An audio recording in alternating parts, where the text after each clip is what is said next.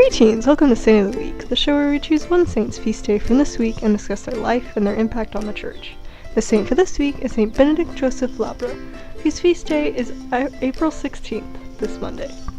Benedict was born in Metz, France, on March 26, 1748. He was the oldest of 15 children, and his parents' greatest desire was that at least one of their sons become a priest. Benedict's quiet nature led them to believe that he would be the best candidate for this, and so they sent him to live with and study under his uncle, a priest. Benedict undertook his studies obediently, but didn't experience a true desire for the priesthood. At the age of 16, he wanted to become a Trappist monk, but his parents told him that he would have to wait until he was older. 2 years later, when Benedict was 18, an epidemic struck the city, and both he and his uncle helped care for the sick.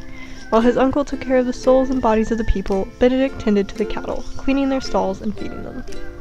One of the last victims of the epidemic was Benedict's uncle, leaving him without a home.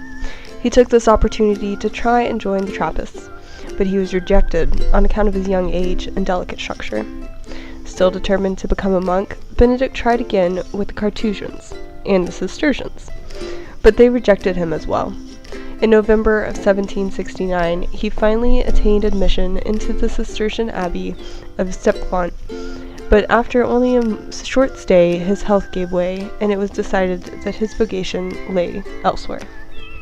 At this time, Benedict experienced an interior illumination. He realized that God was calling him to live a life of poverty and prayer, not in the wilderness or in a cloister, but out in the world. And so he joined the Third Order of St. Francis and set out for Rome on foot, determining to visit and pray at as many holy shrines and pilgrimage sites as he could. Benedict's journeys were widespread and frequent, as he visited various shrines in Loreto, Assisi, Naples, Bari, Linsenden, Pere-le-Monial, and Santiago de Compostela.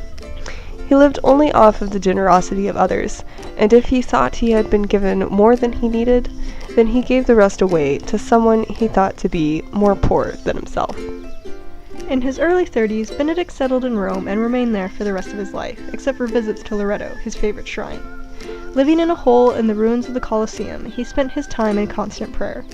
He became known as the poor man of the 40 Hours devotion for his great dedication to Eucharistic adoration. Many people were put off by Benedict's ragged, muddy appearance and his austere lifestyle, but this did not bother him. In fact, the more he was avoided, the happier he was. And any abuse he received, he accepted quietly. At some times, Benedict, who was also reported to display miraculous qualities.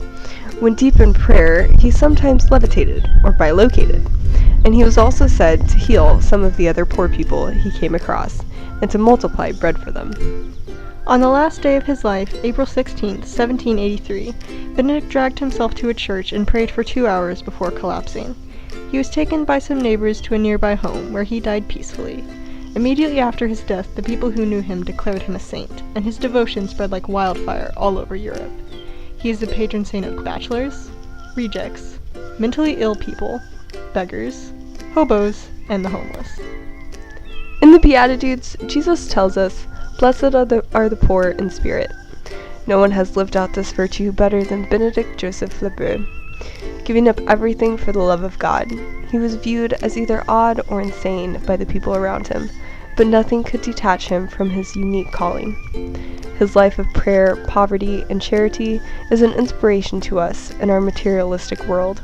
And even if we aren't called to the extreme austerity of Benedict's life, we can all follow in his example of unreserved, reckless love for God.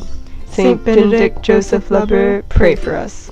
Our honorable mentions for this week are Saint Hannah, Saint Stephen Harding, Saint Athanasia of Aegina, Blessed James Ducat, Saint Theodore Trachinius, and Saint Bruno.